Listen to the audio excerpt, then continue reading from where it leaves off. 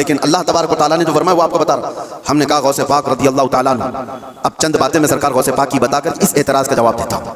سلطان الاولیاء غوث پاک رضی اللہ تعالیٰ عنہ کی بارگاہ میں ایک عورت آئی اپنے بچے کو لے کر, کہا کہ اس کو اپنے پاس رکھ لیجئے.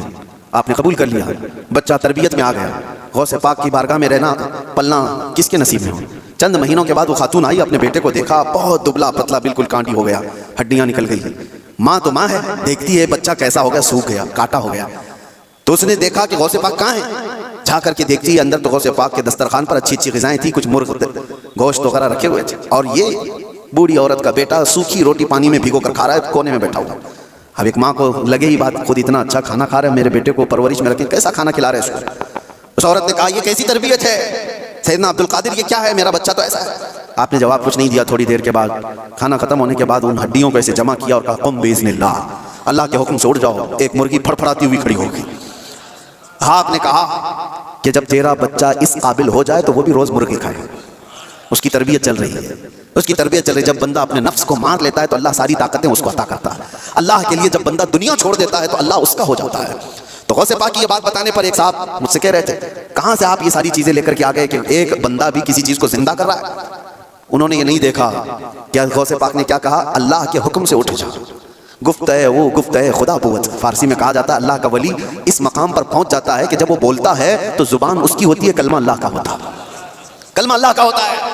غوث پاک کی اس کرامت پر اعتراض کرنے والے, تمہیں پتہ نہیں مردوں کو زندہ کرنا, اگر یہ صرف اور صرف آپ یہ کہتے ہیں کہ اس کی وجہ سے شرک ہو جائے گا, شرک کا عقیدہ, اللہ کا کام یہ زندہ کرنا, اللہ کا ہی کام ہے. لیکن اللہ اگر کسی کو یہ طاقت دے دے تو کیا ابراہیم علیہ السلام کا واقعہ قرآن میں نہیں ہے؟ 4 پرندے لے لو, ان کو ذبح کرو, ان کا قیمہ کرو, مکس کرو, 4 پہاڑوں پر رکھ کر کے آؤ, تیسرے پارے میں ہے.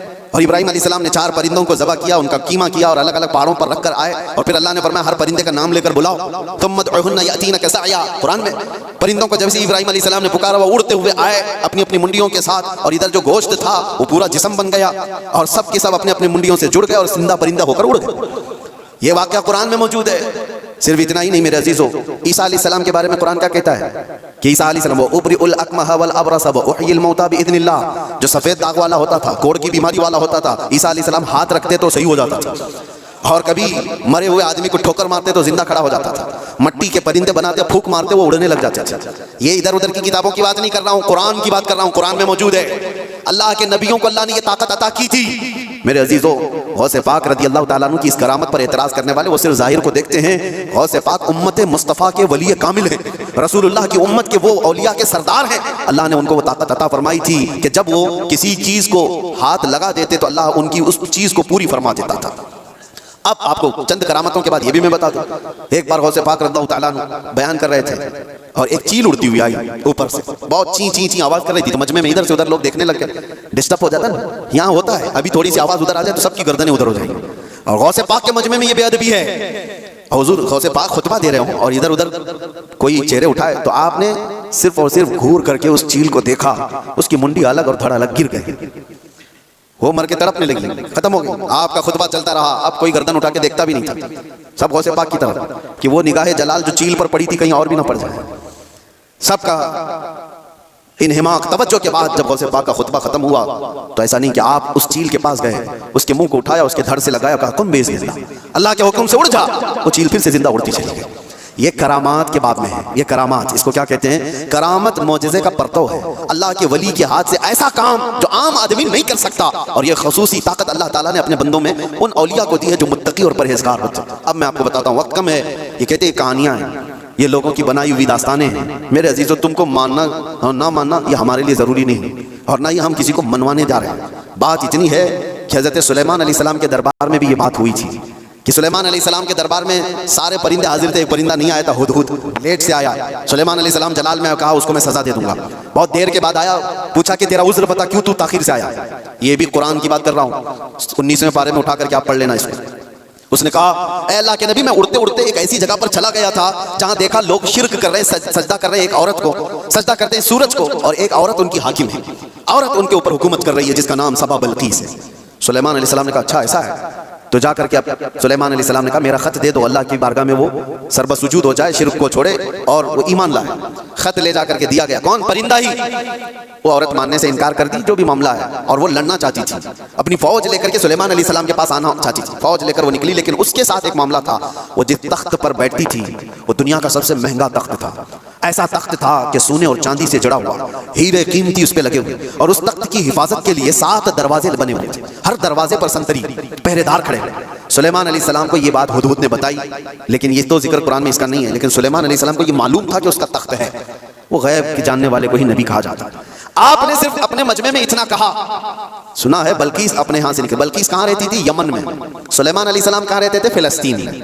آپ ڈسٹینس آج کے زمانے میں بھی ناپ کے دیکھ لینا کتنے کلومیٹر کا ہے، یمن کہاں ہے اور فلسطین کہاں ہے۔ سلیمان علیہ السلام نے اپنے مجمع میں صرف اتنا کہا، کوئی ہے جو بلقیس کے آنے سے پہلے وہ تخت میرے پاس لے کر آ جائے، جو تخت حفاظت میں ہے، 80 گز لمبا 40 گز چوڑا، چھوٹا موٹا نہیں، 80 گز لمبا 40 گز چوڑا اور اتنا ہی موٹا۔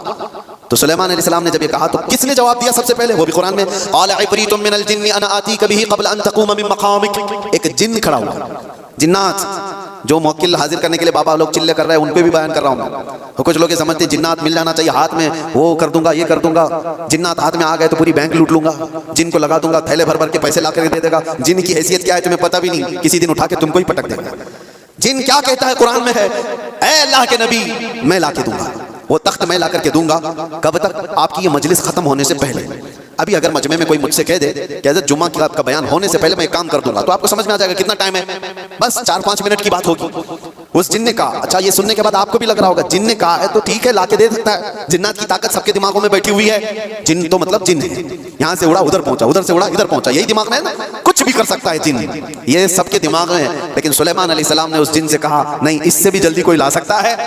دوسرا جن نہیں کھڑا ہوا، کیا اس جن کو اتنی طاقت نہیں ہے میں لا سکتا ہوں؟ دوسرا جن نہیں کھڑا ہوا۔ قرآن کہتا ہے قال الذی عنده علم من الکتاب، کتاب کا علم جس کے پاس تھا، اللہ کا ایک ولی کھڑا ہوا سلیمان علیہ السلام کی امت میں، وہ کہتا ہے اللہ کا ولی جن کا نام آصف بن برقیہ بتایا جاتا ہے، انہوں نے کہا انا آتیک بہ قبل ان یرتد الیک طرفک، اے اللہ کے نبی میں وہ تخت لاؤں گا، کتنی دیر میں؟ کہا کہ آپ کی پلک جھپکنے سے پہلے۔ اور پھر قرآن کہتا ہے فلما رآہ مستقرا عنده، سلیمان علیہ السلام کی بات کمپلیٹ بھی نہیں ہوئی تھی، آپ نے پلٹ کر دیکھا تو وہ تخت وہاں حاضر تھا۔ کون لایا؟ سلیمان علیہ السلام خود نبی ہیں، ان کا پاور اپنی جگہ پر، لیکن لانے والا نبی نہیں تھا، وہ اس امت کا ولی تھا۔ کس امت کا؟ بنی اسرائیل میں ہے، سلیمان علیہ السلام بنی اسرائیل کے نبی ہیں۔ بنی اسرائیل کے ایک امتی ولی نے وہ تخت پلک جھپکنے سے پہلے حاضر کر دیا۔ 1000 کلومیٹر سے بھی زیادہ کا ڈسٹینس ہے یمن اور فلسطین میں، زیادہ ہے، اس سے زیادہ ہے، اور تخت پلک جھپکنے سے پہلے لا کر حاضر کر دیا۔ اور قرآن کی آیتیں پڑھو، انہوں نے یہ نہیں کہا میرے بازو کی طاقت ہے، میری قوت ہے، میں اتنا پاورفل ہوں، بلکہ تخت حاضر کر کے اس کے بعد سلیمان علیہ السلام نے کیا کہا؟ ھذا من فضل ربی، یہ میرے رب کا فضل ہے، یہ میرے رب کا فضل ہے۔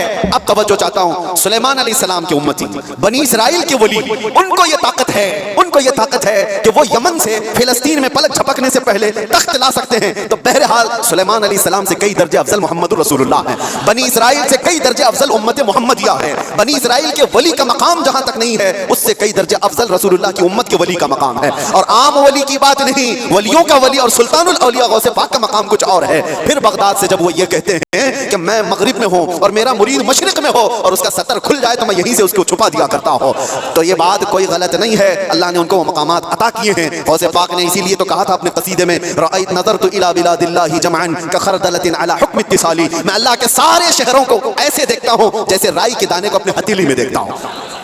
ہاں یہ قرآن سے میں نے بتایا ہے، لفاظی نہیں ہے جو کہتے کہانیاں ہیں، وہ قرآن بھی تو پڑھ کر کے دیکھ لیں۔ قرآن پڑھنے کے بعد انہیں سمجھ میں آ جائے گا کہ ولی کی طاقت کیا ہوتی ہے، ولی کی کرامت کیا ہوتی ہے۔ کرامتوں کا منکر یہ قرآن کا منکر ہے، اللہ ان کو ہدایت عطا فرمائے اور ہمیں ہمیشہ اولیاء کے قدموں سے وابستہ رکھے۔ آج ہم کرامت دیکھنے کے چکر میں نہیں گھومے، میں یہ بھی بات بتا دوں، آپ یہ مت سوچو کہ مجھے یہاں کرامت دکھنا چاہیے وہاں کرامت دکھنا چاہیے، آپ کرامت دیکھنے کے چکر میں ادھر ادھر نہ جاؤ، آپ ولیوں کے تقوی دیکھنے کے لیے گھومتے رہو، ولیوں کی شریعت پر عمل کو دیکھتے رہو تاکہ تمہارے اندر بھی وہ تقوی آ جائے، تمہارے اندر بھی وہ عمل آ جائے۔ ہاں بس آخر بات یہ ہے کہ ہم دعا یہی کرتے ہیں کہ ان اولیاء کے دامن سے وابستہ رہیں، زندہ بھی ان کے قدموں میں رہیں اور مریں تو ان کے آس پاس رہیں، یہ تمنا ہے۔ کیوں؟ اس لیے کہ پتہ ہے ہم بیٹھے ہوئے ہیں کسی جگہ گئے ہیں، کہا مفتی صاحب آئے، بھیڑ بھاڑ بہت تھی اور لوگ لا کر کے گرمی کی وجہ سے پنکھا لگا دیے، پنکھا چل رہا ہے، ہوا تیز آ رہی ہے، کس کے لیے لگایا؟ ہمارے لیے لگایا، لیکن آس پاس بیٹھے ہوئے سب ہوا کھا رہے ہیں، ان کے لیے لایا نہیں گیا تھا پنکھا، ہمارے لیے لایا گیا تھا، لیکن پنکھا ایسا نہیں ہے کہ ایک ہی جگہ پھینک رہا ہے ہوا، بلکہ آس پاس جو بیٹھے ہوئے ہیں وہ بھی گرمی سے جو بے حال تھے اب باحال ہو گئے، ان کو بھی ہوائیں مل رہی ہیں۔ یہی بات ہے اولیاء کے آستانوں کے پاس جانے سے اللہ کی رحمتیں جھما جھم برس رہی ہوتی ہیں، ہم گنہگاروں پر بھی وہ چھینٹے پڑ جاتے ہیں اور ہمارا دل بھی چمکنے لگ جاتا ہے۔ اللہ تبارک و تعالی ہمیں تقوی عطا فرمائے، اولیاء کاملین کے واسطے اللہ تبارک و تعالی آخرت میں ہماری مغفرت فرمائے۔ وآخر دعوانا الحمدللہ۔